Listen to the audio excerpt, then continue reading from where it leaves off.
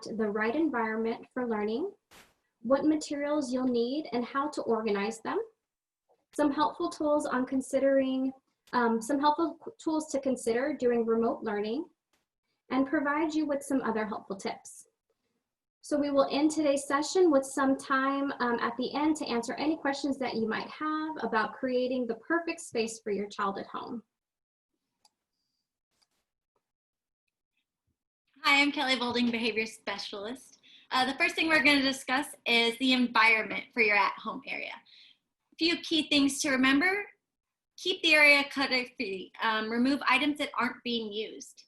Try as much as you can to limit those distractions. Maybe have a space away from TV and or video games. Also have a desk or even a table with a comfortable chair. Set up the space by a window for natural light if possible. If not, just make sure to provide some ample lighting. Make sure you have all the materials and technology handy. It's also real important we have that technology charged too.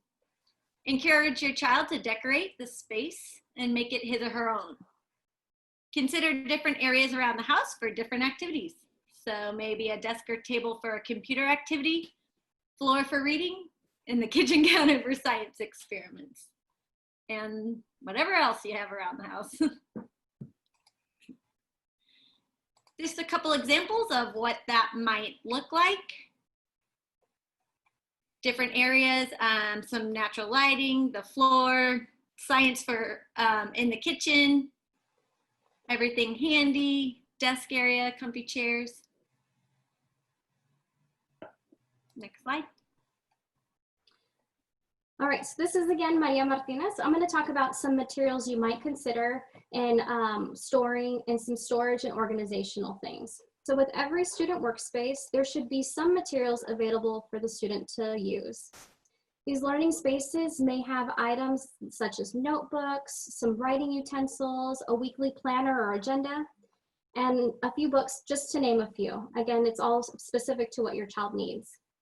The materials depend on your grade level preferences and some accommodations.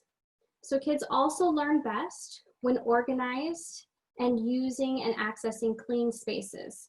So this means that all materials should have a location or a place where they belong, kind of like a home. For children, for example, pencils can go into a pencil holder while notebooks belong in a backpack after they're being used. Keep in mind to have all of the materials your child uses in an area accessible to them. So for example, small students might need their materials stored in lower areas, while your older students might need their materials in a higher shelf. Another helpful tool is to keep your materials organized. This can be used through a color coding system or adding visuals to help your child know where things are and where to put them back after use. Lastly, have a central location for your supplies with ample storage space if possible. Backpacks can also be a really great place to store all of your materials if space is limited in your home. In our next slide, we're going to show you some examples of what this could look like for your home. So here are a couple of examples where if you have your central location for all of your materials are in the backpack. We also found if you have access to a cart and you can have different shelving spaces for different students that you might have, as well as some other organizational visuals.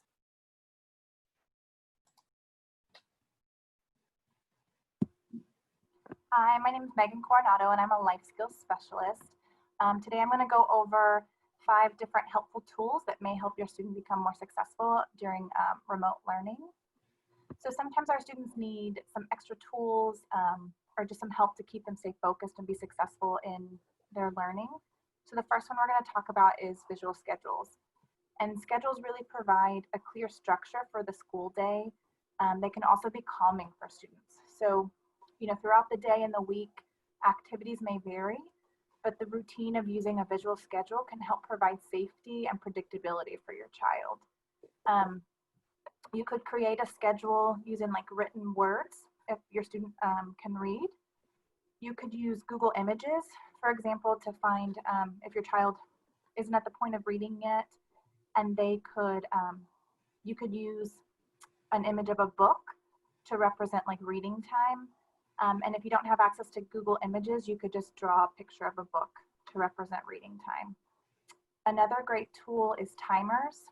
They help with, they help make participation in necessary activities more tolerable and manageable for all involved. And timers help both with transitioning from preferred activities to non-preferred activities, and then also from like a non-preferred activity that they don't like back to a preferred activity. And they really help make time, which is a very abstract idea, just more concrete for students and allow them to see how long that they could be doing an activity. And it helps to promote independence. A timer could be used on a phone, a timer app on the iPad, the internet on a Chromebook. You can look up a timer through the web browser or even just a kitchen timer that you have. So here are some examples of schedules that have like symbols that they drew, or they've actually written some of them out where a student could read the words. And then there's two different examples of timers that you could use at home. Another useful tool that a lot of students use at school is a reinforcement system. And we use those to reinforce positive behaviors that we want to see from students or your child. And the specific reward should really differ depending on your child's own like personal motivators, what they prefer, what they really like. But it should always be geared towards a positive outcome. And we want to use this reinforcement system frequently throughout the day. So it's something we consistently want to be using and reinforcing that positive behavior anytime we see it. Another tool is sensory items. Sometimes they're called sensory tools or sensory toys. And they really help students to relax and focus and calm down during a particular scenario or event. An example of this could be like a fidget, just something they're playing with to keep their hands busy, a brush to kind of brush over your arm to kind of keep you calm, a squeeze ball that you can squeeze in your hand. You may want to keep in mind setting some expectations for when to use fidgets during learning so that your student knows when it's appropriate to use them. The last tool is going to be visual expectations. And visual expectations are really just a type of cue to illustrate the rules. And it really helps students to understand what the set expectations are. It also is useful because you can use the same picture as a cue to remind the students of the correct behavior. So it's something you can reference to if you just need to remind your student of what those expectations are. And when you're kind of creating these expectations for learning at home, we want to phrase our expectations positively. So, you know, instead of don't get up out of your chair, it could be we need to sit in our chair. Just making sure we're phrasing that positively. And it also can be really helpful and powerful to include your child in making those expectations. And then we want to tie them back to that reinforcement system that I mentioned earlier. We want to reinforce that our children are meeting these expectations that we're setting. And then here are some examples of what some visual rules could look like at home. Again, if you don't have access to you know, the internet where you can pull these visuals or print them, you can draw them. Your child could help you draw them.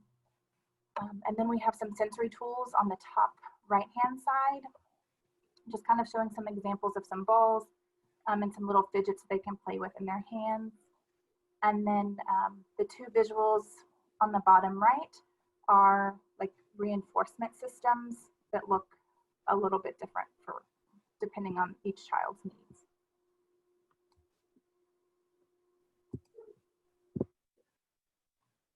Thank you, Megan. Hi, my name is Krista Etheridge. I'm an administrative supervisor of special education. And I'm going to go over some other tips, some other helpful tips other than all the other wonderful things that we've shared tonight. First, with online learning, of course, comes a lot of virtual classroom time. Your child will most likely be doing a lot of their school face-to-face with teachers and other students via a video conferencing platform. So therefore, when you're setting up your child's space, it's important to take into consideration what the camera will pick up behind them. Really, it's important to make it free of any personal effects or any other items that you just really don't want other people to see. Also, think about the space that you're setting up and whether or not it's an area that there's a lot of traffic, and especially a space that people are walking through, because you don't want to appear on every child's screen. Also, make it comfortable, but not too comfortable. Choose a chair that your child can comfortably sit in for long periods of time, and ensure they have a desk or other flat surface that can accommodate their books, laptops, and other learning supplies. If you have multiple kids and limited space, try staggering the use of the shared space by giving each child a schedule for using the space. Each child can be given a box to organize and store their materials, their school materials, and then they can take that box to various spaces throughout the house as needed. And then lastly, what we want to also close with is that making the workspace at home, make it as fun as possible, and just really enjoy your time together.